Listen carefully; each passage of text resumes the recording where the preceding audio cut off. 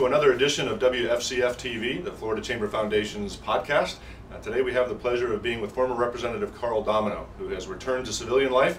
He is an investor, a wealth creator. He does money management for the folks in this area and probably throughout the country. We want to learn a little bit more about that. Welcome, Representative Domino. If you don't mind, I recognize and respect the man and the office, so I'm going to keep it formal in that regard. Well, once a rep, always a rep. Absolutely. You are a member, sir. Give us a sense of what are you doing now that you're out of the process and here in Palm Beach County? Well, I've always been a money manager, and fortuitously when I was in the legislature I actually ran a company that was very successful. We sold it and we restarted, we've gotten bigger, but things that people don't know about me, I at my advanced age have 11-year-old twins, so that's taken up a lot of time. I'm playing some tennis and playing some golf, but I'm also very involved in venture capital, and that's really exciting because we're trying to find new ways to answer problems but also make money. So it's you know, I miss the Tallahassee, I miss the battle up there, but I still find a lot of things to keep myself highly interested in. And the investing in venture capital is just a fascinating business to be in. Particularly in the markets as they've been, which have been pretty nice of the late, but you always wonder if it's going to fall out. It's been a good ride since I got out of the legislature. Well, that's good. It's good to be with you. You know, the venture capital comes up quite a bit when we talk about the 6 pillars framework and trying to focus on the future of Florida's economy and the critical role of having capital in a capitalistic system. What's your assessment of the state of venture capital across Florida? Well, it's a chicken and egg thing.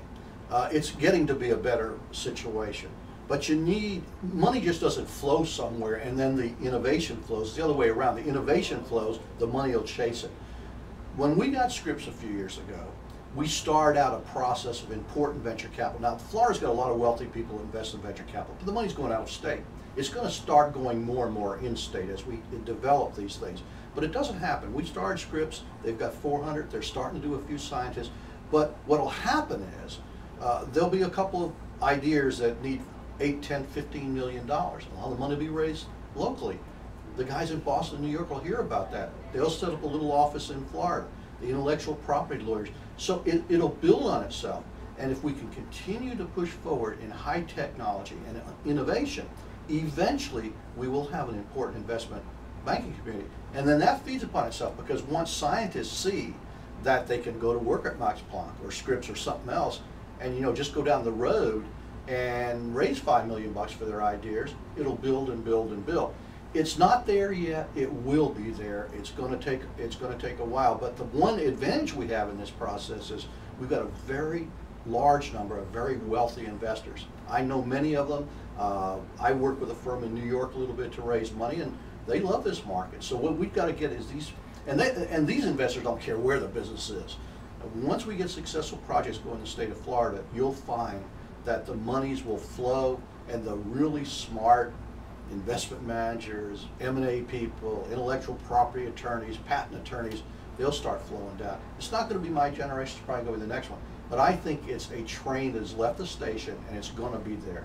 That's great. Well, it sounds you're quite bullish on venture capital, and I'd be remiss if I didn't throw this question. The folks that are watching the podcast are also watching the newspapers, where Scripps comes up quite a bit lately, where it's criticized as not delivering the numbers that everybody expected it would. What would you say to those folks that might be seen as a little impatient or wanting the answer to be now? Any thoughts on how to respond to the Scripps issue? Well, first of all, I would have 2 answers. One is I think Scripps has been inordinately successful. When you think about it, they've created 400 jobs. Many of these are very world-class research scientists. And right next to Scripps, they've already broken ground. I spoke at a groundbreaking for Max Planck, which is even a larger international opportunity. The problem in politics is to sell something, you got to give people a sense that it's going to happen right away. If you've been a venture capitalist, believe me, there are investments that I've made 10 times my money. But I'll tell you what, sometimes it took 10, 15, 20 years, especially when you're talking about life sciences. Because remember, the role of Scripps is just to get the molecule to the point where some company will take it and then develop it. To develop a drug now, it's a 10 to 15 year process. So to those that thought immediately there'd be thousands of jobs, they weren't listening. They weren't listening. Those jobs are going to come. The momentum of Scripps has been very strong, maybe even better than I would have thought. To get Max Planck right alongside, I think we could have done some things better. We could have all had them in the same geography. I think that was a real setback because scientists like to go to Starbucks and talk to 23 other scientists. There's a real importance of commonality. That's what you have in the Valley. But Scripps to me has been inordinately successful. It is creating the kinds of jobs we want in Florida. When you take a pediatric cancer research guy from St. Jude's in Memphis and have him move down here and continue doing that kind of work, that's a great success. If you're expecting drugs to be invented in 6 weeks, it's not going to happen. But Scripps is world class. I go to St. Jude's every few years ago, and they brag about a molecule assay machine that's not even close to being as powerful as what Scripps has now.